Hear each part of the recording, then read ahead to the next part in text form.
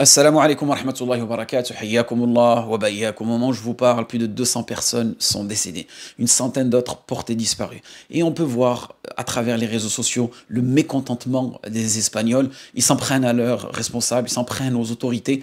Et en réalité, ils n'ont pas compris que quelque part, c'était quelque chose qu'Allah subhanahu wa ta'ala avait décrété et que c'est difficile pour eux. Et moi, j'aime bien méditer sur ce type d'événements, car ce qui s'est passé, ce n'est pas dû à une guerre ou à un bombardement, comme on a l'habitude d'entendre en Palestine en ce moment où des personnes meurent, des personnes sont portées disparues.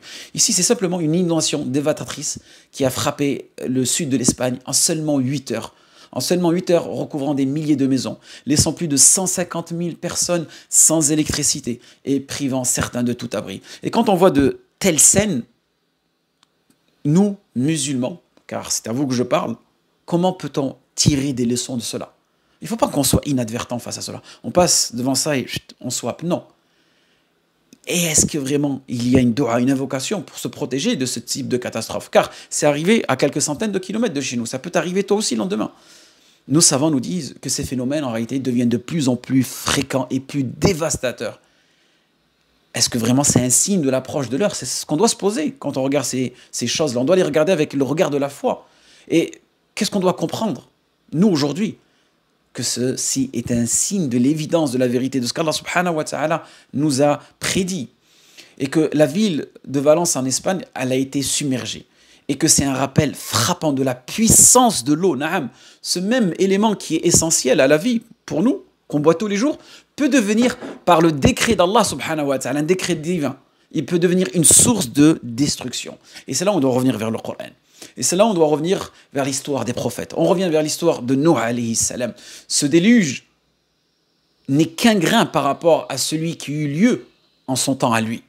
Allah subhanahu wa ta'ala nous dit, nous avons ouvert les portes du ciel, Allahu Akbar, avec une pluie torrentielle. Et nous avons fait jaillir la terre en fontaine, Allahu Akbar. Et les eaux se rencontrèrent pour accomplir ce qui avait été décrété. Voilà comment Allah subhanahu wa ta'ala transforme cette eau que nous buvons tous les jours en une source dévastatrice. Naam. Cette même source que tu bois, Allah subhanahu wa ta'ala peut changer. Et c'est là où on doit revenir vers le tawhid, on doit revenir vers le tawakkul. Et vous avez tous pu voir cette image de voiture flottant comme du papier. Nous rappelle aussi combien la technologie, la puissance humaine sont faibles face aux ordres d'Allah subhanahu wa ta'ala. Et c'est un rappel de notre faiblesse. Aujourd'hui, on vit dans une société matérialiste qui nous fait croire qu'on vit par la technologie, on vit pour la technologie. Mais en réalité, cette technologie, elle ne vaut rien par rapport au décret d'Allah subhanahu wa ta'ala. Et Allah nous montre des scènes pour nous rappeler notre retour vers lui. Ces gens sont encore en état de choc. Allah, par de telles scènes, nous invite à la réflexion et au retour vers lui. Si tu regardes ces images-là et tu n'as pas ce sentiment, sache qu'il y a un problème. Il y a un problème dans ta relation avec Allah subhanahu wa ta'ala. Car ce sont des signes. Ce sont des signes universels qu'Allah subhanahu wa ta'ala nous envoie. Et ici, on se demande quel est le pouvoir de l'eau ici. Hein? Quel est le pouvoir de l'eau? Qu'est-ce qu'elle a pu faire cette eau-là? Hein? Seulement cette eau-là. Regardez comment Allah subhanahu wa ta'ala lui a donné cette puissance-là. Pour que nous puissions prendre cette leçon, Allah subhanahu wa ta'ala aussi nous rappelle l'histoire du déluge qui a emporté les mécréants et qui a sauvé les croyants. De même, chaque catastrophe est pour moi, pour toi, un avertissement de la part d'Allah subhanahu wa ta'ala et une opportunité de retour sincère. Imagine-toi ces personnes qui sont décédées, qui ne sont pas croyantes, qui ne sont pas musulmanes. Où est-ce qu'elles vont finir? Hein? Allahu Akbar. Et notre prophète sallallahu alayhi wa sallam nous a dit que l'une des marques de l'heure est la mort subite. Être en paix chez soi, là, tu vois, tu es tranquille, et en un instant, en quelques secondes, tu es englouti sans même être prévenu. Maintenant, on se demande est-ce qu'il existe une prière pour la protection contre ces catastrophes, contre ces événements qui arrivent d'un coup. Hein? On revient vers le Coran et on se rappelle de Yusuf alayhi salam, lorsqu'il s'est retrouvé dans la baleine comme ça, d'un coup. Hein? Et il a dit, il n'y a de divinité que toi. Gloire à toi, j'étais un injuste. Inni kuntu min adh-dhalimin. Surat al-Anbiya. Revenez vers ce verset-là. Et cette invocation, Allah yabarik fikum, elle est puissante. Elle nous sauve de toutes les épreuves. Comme Allah subhanahu wa ta'ala a sauvé Yunus alayhi salam, hein, des ténèbres de la mer. Donc, ce que nous voyons aujourd'hui, Allah yabarik fikum, est un rappel que la vie, elle est fragile. que la mort peut venir à tout instant, que celui qui meurt en croyant et en patientant en la récompense d'Allah subhanahu wa ta'ala. Et surtout, ces types de personnes, si elles sont musulmanes, elles sont une sorte de martyrs chez nous. Que celui qui meurt en état d'incroyance, hein, lui, en revanche, son sort, il est auprès d'Allah subhanahu wa ta'ala. Et quel mauvais sort.